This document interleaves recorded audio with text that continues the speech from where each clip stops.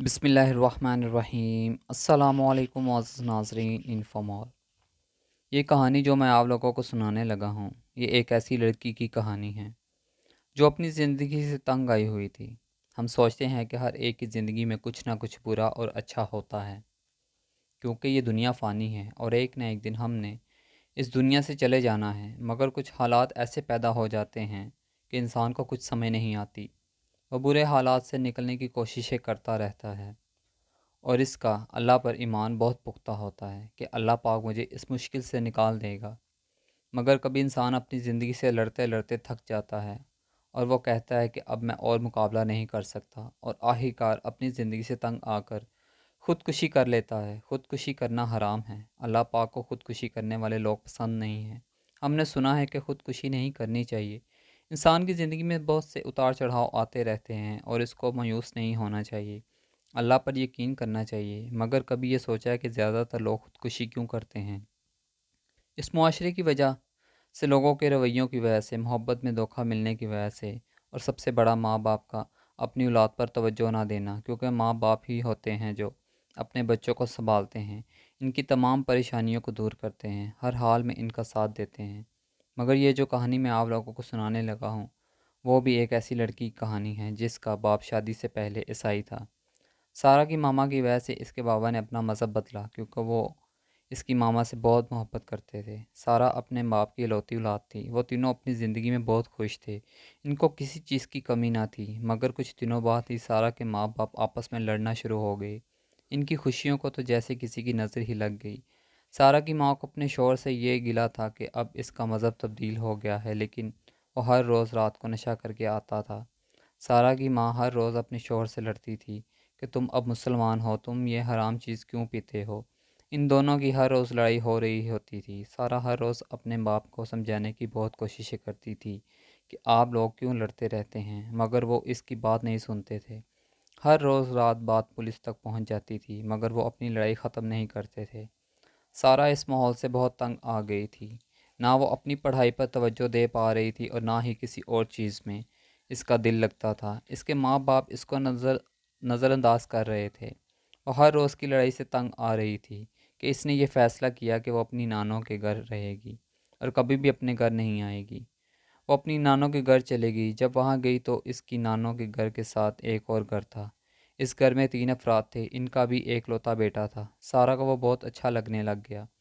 ان دونوں میں بہت گہری دوستی ہو گئی تھی۔ سارا نے اس کو اپنے گھر والوں کے بارے میں بتایا اور اس کو کہا کہ میں اپنے ماں باپ سے بہت دور ہو گئی ہوں اور اب میں کبھی بھی اپنے گھر نہیں جاؤں گی۔ لڑکے نے اس کو یقین کروایا کہ وہ اس کا ساتھ کبھی نہیں چھوڑے گا۔ ایسے ہی دن گزرتے گئے۔ ایک دن سارا نے اس لڑکے سے کہا کہ اب ہم شادی کر لیتے ہیں، میں اب تمہارے بغیر ایک دن بھی نہیں رہ سکتی۔ اس نے کہا ٹھیک ہے، میں اپنے والدین سے کرتا ہوں۔ سارا بہت خوش ہوتی ہے اور اپنی نانوں کو اس لڑکے کے بارے میں بتا دیتی ہے۔ اس کی نانوں کہتی ہے کہ سارا اس کے والد بہت ہی عجیب انسان ہے، وہ مانے گا نہیں۔ سارا نے اپنی نانوں سے کہا کہ نہیں، ایسی بات نہیں ہے، وہ مان جائیں گے۔ احمد اپنے باپ کے پاس گیا بات کرنے کے لیے، تو انہوں نے صاف انکار کر دیا کہ یہ لڑکی تمہارے قابل نہیں ہے، اس کے والدین آپس میں لڑتے رہتے ہیں، میں تمہاری ایسے خاندان میں شادی کیسے کروا دوں؟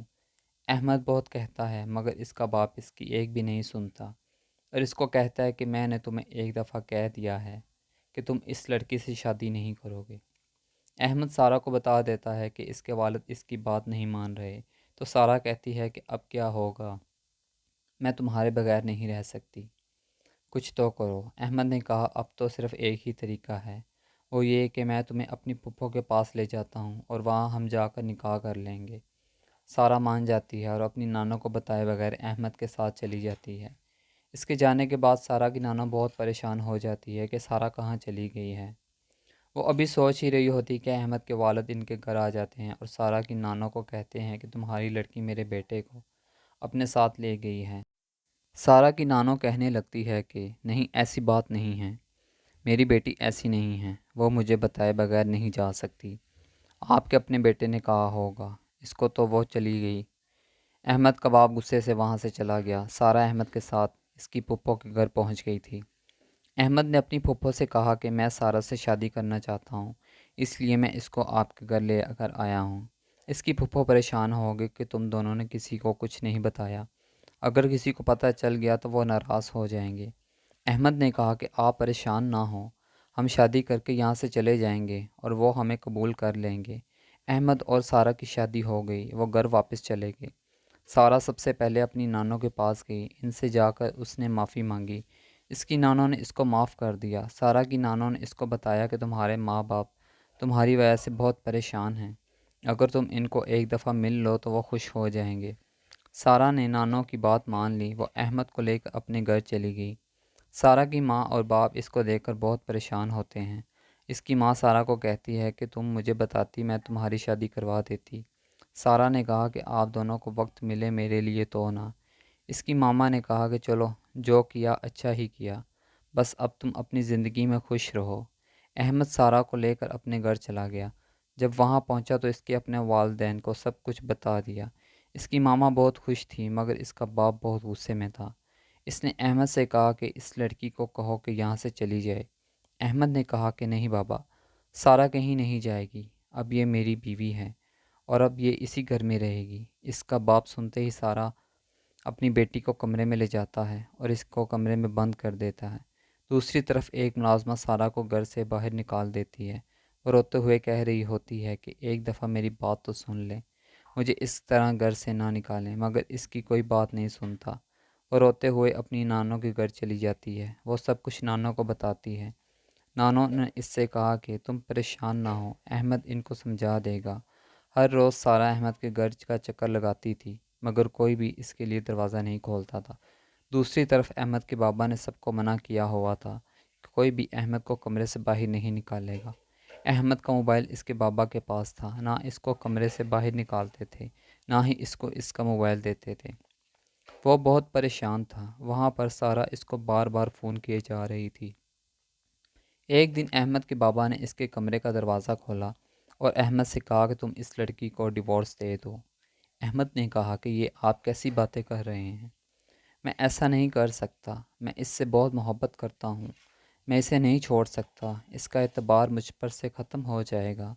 وہ پہلے ہی بہت پریشان ہیں اپنی زندگی سے، وہ یہ صدمہ برداشت نہیں کر پائے گی۔ اس کا باپ اس کی ایک بھی نہیں سنتا اور کہتا ہے کہ اگر تم نے اس کو نہ چھوڑا تو میں تمہاری ماں کو چھوڑ دوں گا، اب فیصلہ تمہارے ہاتھ میں ہے۔ احمد کی ماں اس سے کہتی ہے کہ بیٹا دیکھ لو، اس بڑھاپے میں کہاں جاؤں گی، ساری زندگی اس انسان کے ساتھ جیسے تیسے گزار ہی لی ہے، اگر اب چھوڑ دے گا تو کوئی نہیں گزارا کر لوں گی، تم اپنی خوشی دیکھو، میرا کیا ہے۔ احمد پریشان ہو جاتا ہے کہ ایک طرف اس کی ماں ہے اور دوسری طرف اس کی محبت۔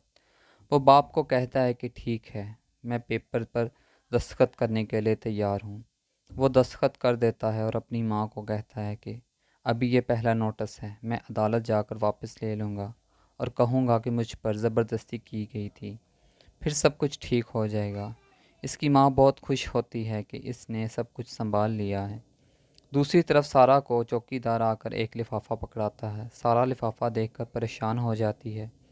جب وہ لفافے میں سے پیپر نکالتی ہے تو اس نوٹس کو پڑھ کر وہ اپنے کمرے میں چلی جاتی ہے۔ سارہ کی نانو پریشان ہو جاتی ہے کہ آخر ہوا کیا ہے۔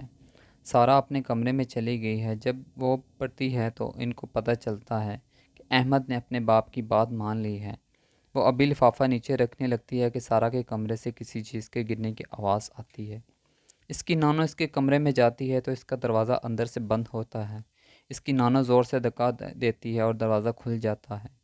وہ سارہ کو پنکھے کے ساتھ لٹکا دیکھ کر چیخیں مارنا شروع ہو جاتی ہے۔ ایسا لگ رہا تھا کہ وہ صرف احمد کے جواب کا انتظار کر رہی تھی کہ وہ کیا کرتا ہے، وہ اس کا ساتھ دے گا یا نہیں، کیونکہ اس نے اپنے مرنے کا اس طرح بندوبست کیا ہوا تھا کہ وہ بچے ہی نہ۔